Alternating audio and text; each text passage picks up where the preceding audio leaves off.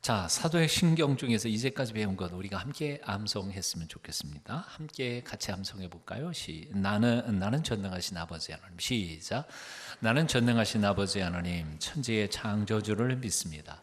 나는 그의 유일하신 아들 우리 주 예수 그리스도를 믿습니다. 아멘. 지난주까지 우리가 이렇게 묵상했습니다. 오늘 우리가 묵상할 본문 한번 따라해 보십니다. 그는 성령으로 잉태되어 동정녀 마리아에게서 나시고, 한 번만 더 해보겠습니다. 그는 성령으로 잉태되어 동정녀 마리아에게서 나시고. 네, 우리 기독교 교리 중에서 정말 이해하기가 그리고 설명하기가 어려운 것 중에 한 가지가 바로 예수님의 양성의 신비한 조화입니다. 예수님의 양성이라는 것은 신성과 인성의 조화라는 거죠. 예수님은 100% 순수한 하나님이시고 또한 100% 순수한 사람이라는 거죠. 어렵죠? 들어보시니까 벌써 어렵잖아요. 아니 100% 하나님이면 사람은 아니어야 되고 100% 사람이면 하나님은 아니어야 되는데 어떻게 100% 하나님이시고 100% 순수한 인간일 수 있겠느냐? 이게 이해가 잘 안 되죠. 이해가 안 되기 때문에 지난 2000년 기독교 역사 속에서 이것을 인간적인 논리로 해석해 보려고 애를 무진장 많이 썼습니다. 그렇게 애를 무진장 쓴 사람마다 뭐가 됐을까요? 3단은 아니고 2단이 됐습니다. 그러니까 굉장히 어려운 부분입니다. 대표적인 이단 중에 하나가 바로 영지주의자라고 하는 사람들인데요. 그들은 이렇게 주장했습니다. 순수한 영이신 하나님이 어떻게 혈과 육을 가진 인간이 될 수 있단 말인가. 그러니까 바로 그 초대교회 때 만났던 사람들이 만났던 예수, 그분은 진짜 사람은 아니었다. 그럼 뭘까요? 마치 천사가 뽕 하고 나타나가지고 이렇게 나타났다는 사라지고 나타났다는 사라지고 했던 것처럼 자기들은 사람이라고 생각했을지 모르지만 하나님이 인간의 모습을 입고 뽕 하고 나타나서 얘기했던 거지 진짜 사람은 전혀 아니다라고 얘기를 했습니다. 즉 이 영지주의자들은 그래서 예수님의 신성을 너무 강조하다가 보니까 인성을 무시해버렸습니다. 사람은 아니었다. 그러고 주장합니다. 자, 그런가 하면 정반대되는 사람들도 있습니다. 데오도투스나 사마수타 바울이라고 하는 사람은 거꾸로 얘기했습니다. 어떻게 하나님이 사람이 될 수 있겠냐. 그러니까 우리가 봤던 그분 예수는 그냥 사람 예수였을 뿐이다. 그런데 그 사람 예수에 하나님의 영이 임해서 잠깐 동안 뭐 하나님처럼 그렇게 행동하고 기적도 행했던 거지 예수는 그냥 사람이지 하나님은 아니었다. 자, 이런 사람들은 예수님의 인성, 인간됨을 너무 주장하다가 보니까 예수 그리스도의 신성을 부정하게 된 겁니다. 오늘은 조금 딱딱한 얘기지만 그러나 이건 굉장히 중요한 거니까 배우셔야 합니다. 자, 그럼에도 불구하고 하나님 예수 그리스도의 신성과 인성이 어떻게 조화될 수 있느냐, 이건 인간적인 논리로 아무리 설명하려고 해도 힘드는데도 불구하고 우리의 신앙의 선배인 사도들은 그 둘 중에 어느 하나도 포기할 수가 없었습니다. 포기를 안 했습니다. 인간적으로 도저히 조화할 수 없는 이런 신비한 교리에 대하여 그냥 억지로 해석하려고도 하지 않고 그냥 믿음으로 선포하고 그리고 믿었던 겁니다. 그분들은 이렇게 얘기한 겁니다. 예수님은 완전한 사람으로 이 땅에 오신 완전하신 하나님이십니다. 이게 바로 우리 사도신경에 나타난 우리 사도들의 신앙 고백이었습니다. 그것이 오늘 우리가 묵상하는 성령으로 잉태되어 동정녀 마리아에게 태어나셨습니다 라고 하는 이 문장 속에 담겨져 있는 가장 중요한 신학적인 내용인 겁니다. 자, 이렇게 시작을 해보겠습니다. 예수님은 진짜 사람인 처녀 마리아의 몸에서 태어난 진짜 완벽한 사람이었습니다. 이게 우리의 고백 중에 하나입니다. 그러니까 예수님은 신라나 저기 가야 건국신화에 있는 것처럼 알에서 나온 분이 아니라고요. 바가지에서 나온 분도 아니라고요. 박씨 죄송합니다. 또는 저기 단군 신화에 나오는 것처럼 뭐 구름 타고 뭐 환인이 이 땅에 뭐 백두산에 내려온 그런 존재도 아니에요. 신화적 존재가 아니었단 말이에요. 그분은 우리 세상 사람들하고 똑같이 엄마 뱃속에서 9개월 동안 크고, 그리고 베들레헴에서 진짜 엄마 배를 아프게 하면서 이 세상에 태어난 진짜 인간이었다는 거예요. 그분은 보통 사람들하고 똑같이 하루 밥 3끼를 먹어야 됐고 못 먹으면 배가 고프셨던 분이시고요. 그 뜨거운 적도의 태양 아래 유대 땅을 걸어 다니시다가 목이 마르신 분이었고요. 밤에 잠을 주무시지 못하시면 졸리셨던 분이고 낮잠을 주무실 수밖에 없었던 분이시라. 그분은 채찍에 맞으면 보통 우리와 똑같이 등이 피가 껍데기가 찢어지고 피가 나고 아프셨던 분이시고요.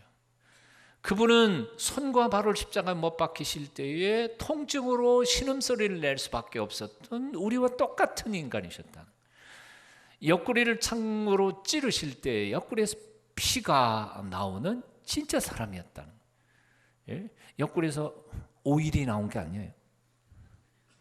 피가 나오고 물과 피가 나온 분이었어요. 그리고 그분은 바로 우리처럼 똑같이 마지막 숨을 거두시고 십자가에서 매마디 죽으셨던 분이시라는 거예요. 자, 여러분들이 이렇게 의아하게 생각할지 모르겠어요. 아니, 예수님이 이렇게 완전한 사람이라는 게 뭐 그렇게 중요하냐? 예, 중요합니다. 왜냐하면 그분이 우리와 똑같은 인간으로 33년 동안 사시면서 고통당하시고 인간으로서 당하실 아픔과 이 모든 것을, 인간의 연약함을 체험하셨던 분이시기에 우리를 온전히 아실 수 있기 때문에 그렇습니다. 사장님이 사원의 아픔을 알아요? 뭐 아시는 분도 있겠죠. 사원부터 해가지고 사장님 되셨으면 아시겠죠. 다시 또 질문해 보겠습니다. 의사 선생님이 환자의 고통을 알까요? 예, 어떤 글에 보니까 그렇더라고요. 암 전문 의가 자기가 암에 걸려가지고 아파하는 걸 하다가, 야, 정말 이렇게 죽도록 아픈 줄 알았으면 내가 그동안 환자한테 더 잘할 걸 그랬다고. 다시 묻습니다. 주인이 종의 아픔을 알까요? 아니, 가장 결정적인 질문을 해볼까요? 창조주가 피조물의 아픔을 알까요?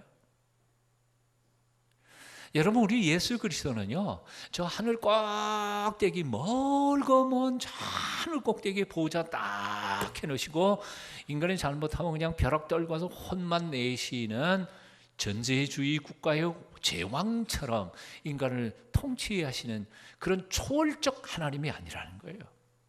그분은 창조주이신데도 불구하고 피조물의 몸으로 이 땅에 오셔서 피조물처럼 당신이 아파하고 목말라하고 배신당해 억울해하고 그런 아픔을 다 겪어보시고, 심지어는 사탄에게 죄의 유혹도 받아보시고, 죄는 안 지었지만 다 겪어보신 분이라는 거지.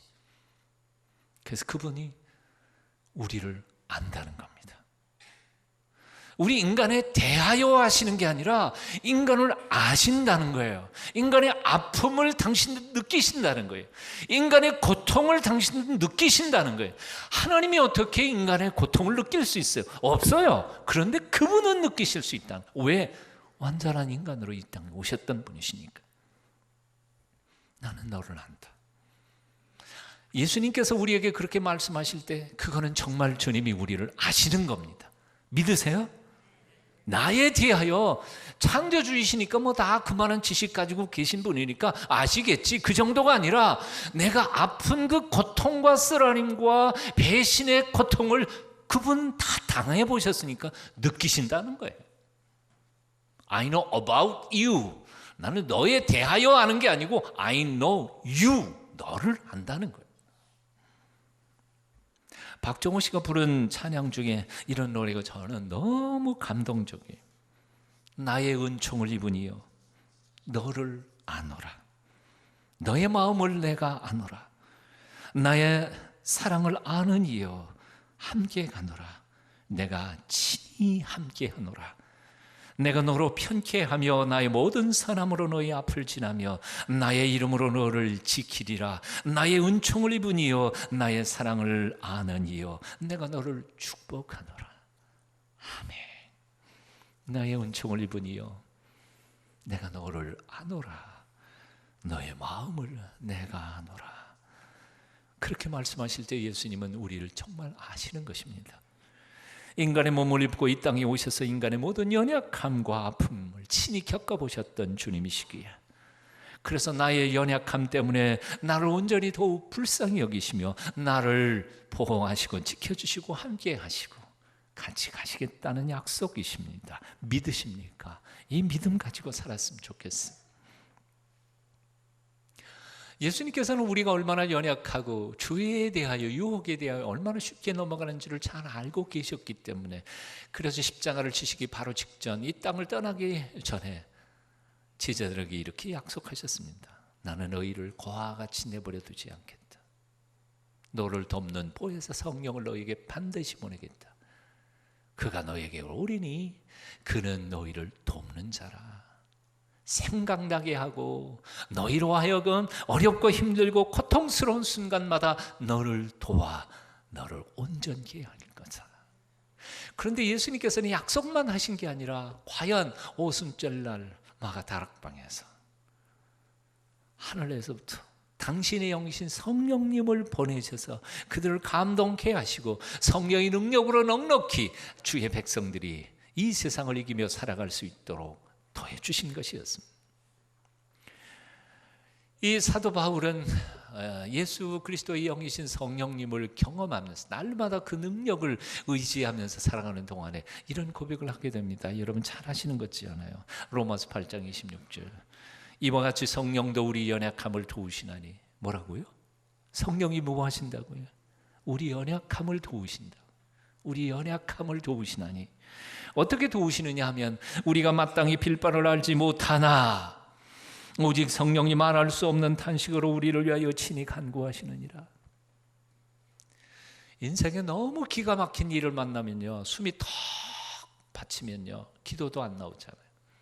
알아요. 나는 기도해야 되는데, 기도해야만 이 문제가 풀릴 수 있을 거라고 생각하고 기도해야만 된다고 생각하는데 기도도 안 나와요. 그렇게 기가 막힌 순간에 보혜사 성령께서 뭐라고요? 우리가 마땅히 무엇을 빌바를 알지 못하는 그 즈음에 성령께서 말할 수 없는 단식으로 천사를 보내서 기도하는 게 아니라 친히 너희를 위하여 간구하시느니라. 아멘. 왜? 주님이 직접 우리 인간의 연약함과 모자람과 이 깨지기 쉬운 질그리심을 당신의 33년 동안 체험해 보셨기에 우리를 아시는 분이시기에. 자, 그러나 예수님은 우리를 아시는, 친히 체험했기 때문에 아시기만 하시는 분은 아닙니다. 그분은 사람이기만 하신 분은 아니셨습니다. 그분은 오히려 성령으로 잉태되어 남자의 정자로 이 세상에 태어난 사람이 아니란 말이에요. 예수님은 보통 사람처럼 태어나신 분이 아니라 온 우주 만물을 창조하실 때 그 창조의 사역에 동참하셨던 성령님의 기적 같은 능력의 손길을 통해서 남자 없이 이 세상에 태어나신 독특한 하나님이시라는 거지. 이게 두 번째 고백이에요. 그러니까 예수 그리스도는 100% 인간이기에 우리를 낳을 수 있는 분이시고 100% 하나님이시기에 우리를 도우실 수 있는 분이십니다. 그래서 이건 어느 쪽도 우리는 양보해서는 안 돼요. 지금 인간의 논리로는 이건 설명이 안 되고 조화가 안 되지만, 그러나 이 조화는 나중에 알게 될 거고 하나님이 알려주실 거고, 지금은 어쨌든 두 개는 다 맞아야 돼. 그분은 우리의 연약함을 친히 체험하신 사람이셨을 뿐만 아니라 우리의 연약함을 치유하시고 도우실 수 있는 전능하신 하나님이시기도 하십니다. 믿으시죠? 그분은 배신의 쓰라림을 아프고 경험하신 분이시지만 배신당한 사람을 위로하시고 그를 치유하시며 또한 다시 일어서서 다시 앞으로 전진하며 승리하게 만드시는 전능하신 하나님이시기도 하십니다. 그래서 그분은 우리를 도우실 수 있는 분이에요. 오늘날 많은 이들이 오늘 본문을 읽으면서 처녀가 어떻게 아기를 낳는가 하고 의심합니다. 하지만 분명한 사실은 있습니다. 온 천지 우주 만물을 지으신 창조주 하나님 못하실 게 뭐가 있어요? 못할 게 뭐가 있어요? 하나님이 하시고자 하시면 하시는 거지. 참 믿음이라는 게 간단하더라고요. 제 마음속에 믿음이 안 들어왔을 때는요, 하나도 성경 한 구절도 이해가 안 됐어요. 어떻게 사람이 물 위를 걸어가? 아니 떡 2개, 물고기 2마리, 떡 5개 가지고 5,000명을 어떻게 먹여? 말도 안 되는 소리다. 처녀가 어떻게 애를 낳아? 뭔가 쌈싱이 있었겠지. 그런데요, 이상하게 마음속에 천지를 지으신 창조주 하나님이 아버지다 하는 사실이 마음속에 믿어지니까 나머지는 그냥 복잡하게 생각할 것도 없어. 그냥 믿어져. 그래서 에베소 2장에 보니까 사도 바울은 뭐라 그랬냐면, 믿음은 뭐예요? 선물이야. 하나님이 주신 선물이야. 오늘 이 아침에도 여러분 마음속에 그냥 머리로 딱 계산하고 조합해가지고 그러니까 그렇구나 그렇게 생각하는 게 아니고 그냥 믿어지는 선물을 받게 되시기를 축원합니다. 믿어지는 거예요. 무슨 계산을 한다고 무슨 책을 수십 번 읽고 논리학을 공부한다고 믿어지겠어요? 그건 그렇게 믿어지는 게 아니거든요. 오늘 보면 천사의 말 앞에 마리아는 당황해서 우리처럼 묻습니다. 아니 세상에 어떻게 처녀가 애를 낳습니까? 나는 남자를 알지 못하는데. 그거에 대하여 가브리엘 천사는 대답합니다. 성령이 내게 임하시고 지극히 높으신 이의 능력이 너를 엎으시리니 이러므로 나실 바 거룩한 자는 하나님의 아들이라 일컬으리라. 보라 내 친족 엘리사벳도 늙어서 아들을 배웠느니라. 본래 수태하지 못하던 여인이 벌써 6개월이 지났는. 따라해 보십시오. 되죠? 하나님의 모든 말씀은 능치 못하심이 없느니라. 능치 못하심이 없느니라. 하나님의 기적에 대한 하나님의 응답이 간단합니다. 하나님이 못할 게 뭐 있냐. 며칠 전 미국 LA에서 사역을 하고 있는 아주 젊은 목사님 부부를 만났습니다. 교인을 몽땅 다 합해도 교인 숫자가 20명밖에 안 돼요.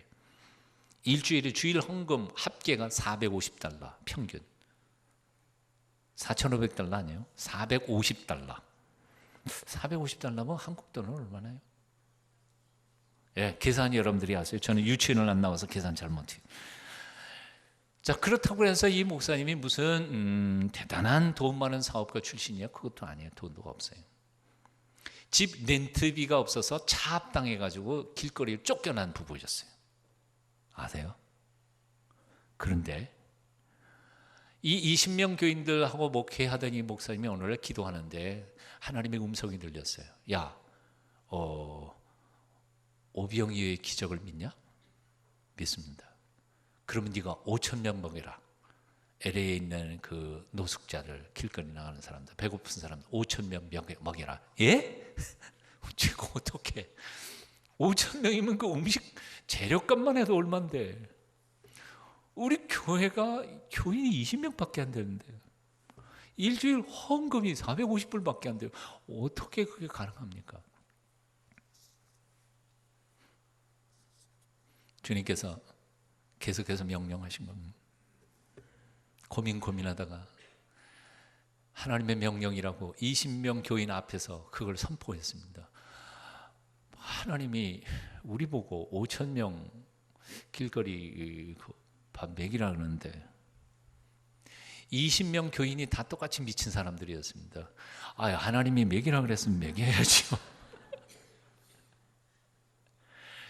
있던 재산을 다 털털 다 털어가지고 내일은 생각지도 않고. 이 목사님이 참 위대한 게 바로 그거예요. 순종하려면 철저히 끝까지 순종하라는 거죠. 완벽하게 순종하라니까요. 1푼이라도 내일 거 내놓고 순종하는 건 진짜 순종 아니라는 거. 와, 무서운 양반이에요. 다 탈탈 모아가지고 음식채를 사가지고 20명이 조리를 해서 주차장 빈 공터에다가 광고를 해가지고 오라 그랬어요. 뭐 이 중간에 내용이 복잡하지만 다 생각해요. 경찰들도 반대하고 욕을 단단히 먹고 노숙자들 5천 명이 모이면 이거 어떻게 해야 하냐 그러고 걱정을 했는데 하여튼 오케이. 그날 하루 온종일 동안 서빙을 했는데 몇 명이 왔을까요? 7천 명이 왔어요. 7천 명을 다 먹인 거예요. 그리고 11시 반 끝난 다음에 교인 20명과 목사님 4가 모여가지고 하나님께 감사 기도를 한 거예요. 와, 이게 불가능할 줄 알았더니 진짜 됐네. 하나님이 기적을 행하셨다. 기쁨도 한순간, 다음 순간에 하나님이 다시 목사님께 또 명령을 내신 겁니다. 좋지, 다음 주부터는 매일 해라.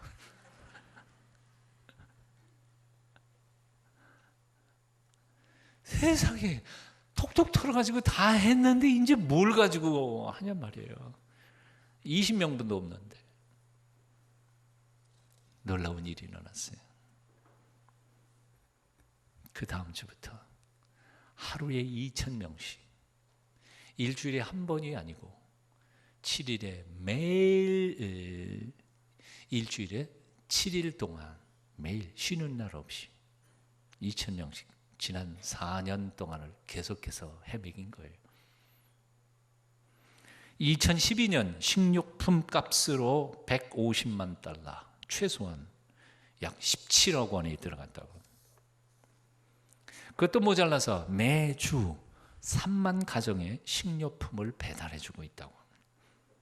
식료품도 뭐 우유 한 개, 주스 하나 그게 아니고, 배고프다 그러는 사람이 저기 마트에 가면은 이 카트 있잖아요. 카트 하나 들고 오면 거기다 꽉꽉 채워서 데려갈 만큼. 아파서 못 오는 사람은 차로 가서 부려주고 거의 한 달치 식량을 부려주고 오는데 일주일에 3만 가정을 갖다가 부어주고 온다는 거예요. 그 식품을 쌓아놓는 이 창고를 하나님 아버지께서 주신 창고라고 그래서 아버지의 창고라고 하는 별명을 붙였어요. 그리고 매일 2,000명을 먹이는 그 식당 이름을 오병이어 레스토랑이라고 이름을 붙였어요. 이분들의 원칙이 있어요. 그날 받은 건 그날 깡통 한 개도 남기지 않는다. 다 나눠주는 거예요. 그럼 오늘 밤에는 텅텅 비었어. 내일 아침에 없으면 못 주고 있으면 있는 대로 들어오는 대로 주는데 한 번도 걸러본 적이 없다는 거지. 이 기적 아니에요? 우리는 기적을 2000년 전에만 기적이 일어난다고 생각하는데, 아니 지금 이 기적이 오늘날도 순종하는 자들을 통하여 이 세상에 현실적으로 나타나고 있다는 거예요. 이분들의 고백 중에서 너무 아름다운 고백이 있어요. 그게 뭐냐면, 목사님 우리는 기적을 바라지 않습니다. 기적을 행하시는 주님만 바라볼 뿐입니다. 우리가 기적을 바랄 때에는 아무 일도 안 생깁니다. 그런데 기적을 행하시는 하나님만 바라볼 때 엄청난 일들이 일어나더라고요. 이 두 분에게서 저는 순종이라는 단어의 의미를 깨달았어요. 이 두 분의 순종에 두 가지 특징이 있어요. 첫째는 즉각적 순종이에요. 오늘 말씀하시면 오늘 행하는 거예요. 내일로도 미루지 않아요. 와, 무서운 분들이에요. 둘째로 아까도 말씀드린 것처럼 철저한 순종이에요. 1%도 남겨놓지 않아요. 완벽한 헌신이에요. 내일 창고 문이 닫는 한에서도 오늘은 완벽하게. 그러니까 하나님도 무서우신가 봐. 그들에게 하나님이 행하시는 거예요. 저는요, 일주일에 4명씩 정말 이 시대에 너무너무 힘들게 살아가면서도 하나님의 기적을 경험하는 놀라운 사람들을 만나면서 저는 그냥 듣는 게 아니고 기적을 보고 살고 있습니다. 하나님 살아계신 건 믿으십니까? 하나님이 나의 형편을 아시는 건 믿으십니까? 하나님이 나 같은 사람도 도와주실 줄로 믿으십니까?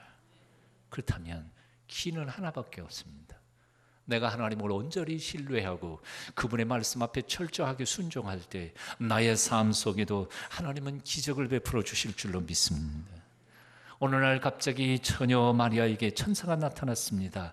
내가 아들을 낳을 텐데 이름을 예수라고 해라. 그 얘기를 듣는 순간 그는 아마 까무러치지 않았을까 그런 생각해봐요. 얼마나 놀랄 일이에요. 처녀가 어떻게 애를 낳는단 말이에요. 정혼한 남자가 있는 처녀가 애비가 누군지도 모르는 애를 낳는다니. 2000년 전 이스라엘의 사회 분위기로 보면 돌에 맞아 죽어마땅한 엄청난 두려운 짓이었습니다. 마리아에게 들려온 이 가브리엘의 소식은 결코 쉽게 받아들일 수 있는 이야기가 아니었습니다. 목숨과 명예가 달린 문제였습니다.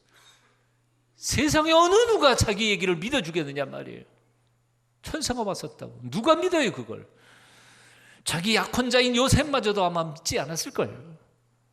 어쩌면 그런 평생을 수많은 사람들의 의심스러운 눈초리 속에서 사생활을 길러 키워가야 했을지도 모르는 그 위기 앞에 오늘 38절 말씀 보실까요?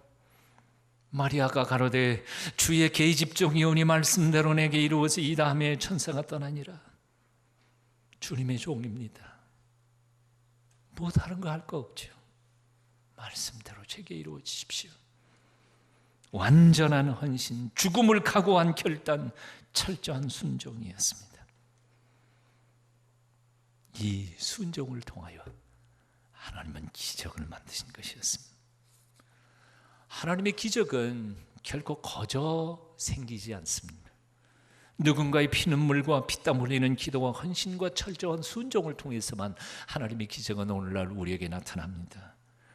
생각해 보십시오. 우리 인간들도 소중한 거, 중요한 거, 값비싼 거 아무한테나 맡깁니까? 아니요. 난 믿을 만한 사람한테, 내가 신뢰할 수 있는 사람한테, 이 사람만큼은 하는 사람한테 내가 맡기죠. 하나님 안 그럴 것 같아요. 하나님도 당신이 믿을 만한 사람, 경건하고 거룩한 사람, 그런 사람에게 당신의 거룩한 신비의 뜻을 보이시기도 하고 가장 소중한 것들, 보물들을 맡겨주실 줄로 믿습니다. 하나밖에 없어요. 하나님 앞에 인정받는 사람들이 되시기를 축원합니다. 하나님께서 가장 소중한 것을 맡겨주실 수 있는 성숙한 그리스도인들이 되실 수 있기를 바랍니다. 하나님께서 여러분의 인생길에 기적으로 인도해 주실 줄로 믿습니다. 기도하겠습니다.